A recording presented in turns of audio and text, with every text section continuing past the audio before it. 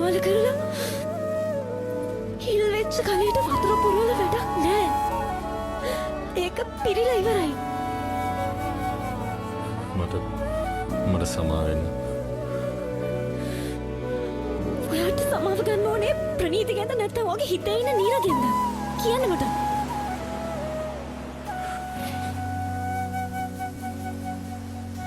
මම ඔයාට සමාව දීලා ඉවරයි මේක.